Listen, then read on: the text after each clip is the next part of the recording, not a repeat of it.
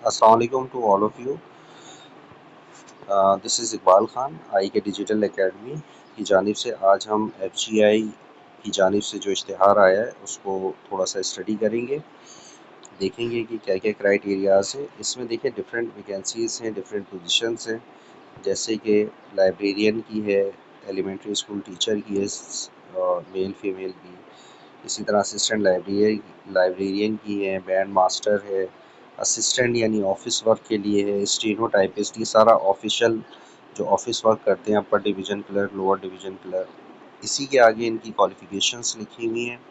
जैसे लाइब्रेरियन के लिए सिंपल बैचलर चाहिए, बट जो एलिमेंट्री स्कूल टीचर हैं उनके लिए 4 इयर्स डिग्री का मतलब यहाँ पे ये है कि उन्होंने मास्टर्स किया हो या BS किया हो। सिंपल 2 साल जो डिग्री है BA, BSc, BCom वो एलिजिबल नहीं है। इसमें B.Ed की रिक्वायरमेंट नहीं है, ये जहन में रखें। कि बहुत से लोग मुझसे ये सवाल करते हैं कि जी B.Ed ज़रूरी है टीचिंग जॉब के लिए।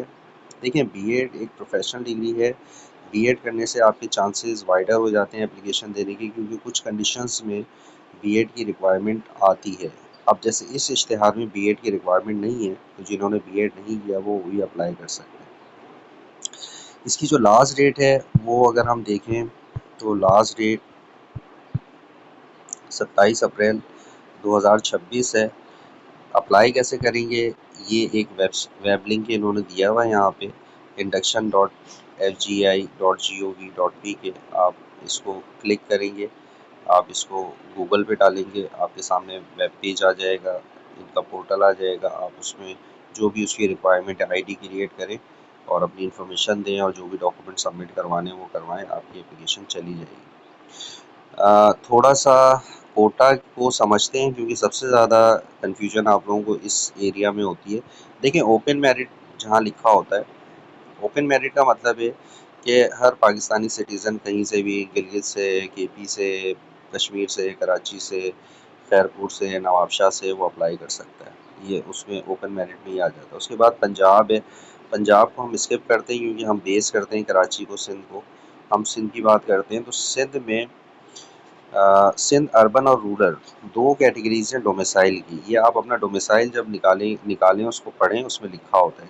और वैसे इन जर्नल समझ लें, कराची, हैदराबाद और सक्खर, ये आपके सिंध अर्बन के डोमिसाइल काउंट होते हैं, जबकि रेस्ट ऑफ द जो सिंध का एरिया है वो सिंध रूरल यानी सिंध देही काउंट होता है। सक्खर और हैदराबाद में भी कुछ डिस्ट्रिक्ट ऐसे हैं जो रूरल में काउंट होते हैं, लेकिन जो कराची है वो कराची कम्प्लीटली अर्बन काउंट होता है डोमिसाइल कोटे के लिहाज से। तो इस चीज़ को समझें। तो अगर हम सीट एलोकेशन की बात करें तो यहाँ पे अगर आप देखें, एलिमेंट्री स्कूल टीचर मेल और फीमेल को अगर हम फोकस करें तो इसमें रिक्वायरमेंट मैंने जैसे बताई कि 4 इयर्स या 16 इयर्स ऑफ एजुकेशन यानी मास्टर्स या BS आपने किया हो किसी भी डिसिप्लिन में। मेल की 2 सीटें हैं और फीमेल की 1 सीटें हैं ओपन मेरिट पे। तो इसमें सिंध का शहरी अप्लाई कर सकता है। और यहाँ अगर आप आ जाएं सिंध रूरल एंड अर्बन में, तो 9 सीट्स मेल की हैं, 3 सीट्स फीमेल की हैं रूरल में, दही में। नॉन मुस्लिम की भी सीट्स इसमें हैं एक एक। और जबकि सिंध अर्बन में अगर आप देखें तो 5 सीट्स मेल के लिए हैं, 4 सीट्स फीमेल के लिए, और नॉन मुस्लिम फीमेल के लिए 1 सीट है। ठीक है। और टोटल जो सीटें हैं पूरे पाकिस्तान के लिए 52 सीट्स जो हैं वो मेल के लिए हैं, और 35 सीट जो हैं वो फीमेल के लिए। तो आप जो सिंध जो जैसे मैंने कहा कि हम चूँकि कराची बेस्ड हैं और हम सिंध बेस्ड हैं, तो अगर हम सिंध की बात करें तो मेल की जो हमारे पास सीटें बनती हैं अर्बन और रूरल की मिला के, वो 9 + 1 10 + 5, ये टोटल 15 बनती हैं। और फीमेल की अगर हम इसमें शामिल कर लें तो 3 + 1 4 + 4 8 + 1 9, ये सीटें आपकी बनती हैं सिंध के शहरियों के लिए। अब इसमें Sindh rural, Sindh urban and non Muslim, ये कैटेगरीज आ जाएंगी इसके अंदर। तो इस तरह से आपने इसको समझना है। इसके अलावा मेल की 2 सीटें ओपन मेरिट पे, और मेल की 1 सीट फीमेल की 1 सीट ओपन मेरिट पे भी है। लेकिन ओपन मेरिट का मतलब यही है कि ये seats all over Pakistan count होंगे। ठीक है। और इसके क्राइटेरिया के लिए जो है वो डोमिसाइल होना आपके पास शर्त है, डोमिसाइल आपके पास लाजमी हो। डोमिसाइल के साथ साथ मैं आपको बार बार बताता हूँ कि आपके पास एक चीज़ PRC फॉर्म डी भी लाजमी हो। तो आई होप सो कि इस इश्तिहार को आपने खासी हद तक समझ लिया होगा। अब जो लोग अप्लाई करना चाहते हैं अप्लाई करें।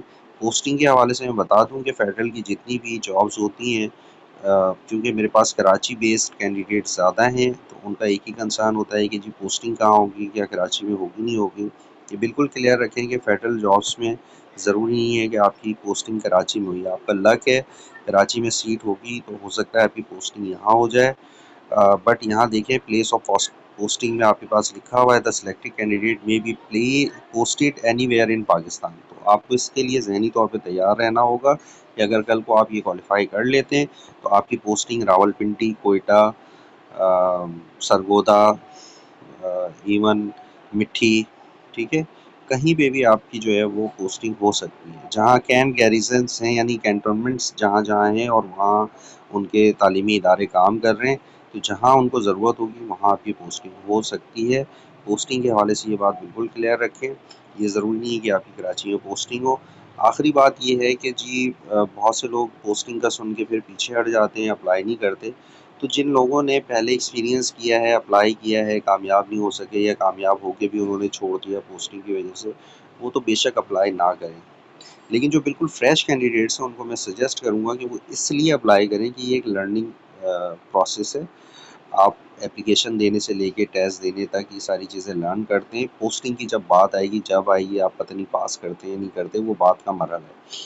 तो जो बिल्कुल फ्रेश कैंडिडेट हैं उन्हें एक्सपेरिमेंटल बेसिस पे इस पे ज़रूर अप्लाई करना चाहिए, ताकि वो सीख सकें, वो जान सकें कि गवर्नमेंट जॉब्स में कैसे अप्लाई किया जाता है, वेबसाइट क्या होती है, वेबसाइट के इंटरफेस को समझें, उसकी रिक्वायरमेंट्स को समझें, वेबसाइट को हैंडल करना आना चाहिए। आप में से बेशतर कैंडिडेट्स को वेबसाइट हैंडल करना नहीं आता, एप्लीकेशन जो है वो फॉर्म फिल करना नहीं आता।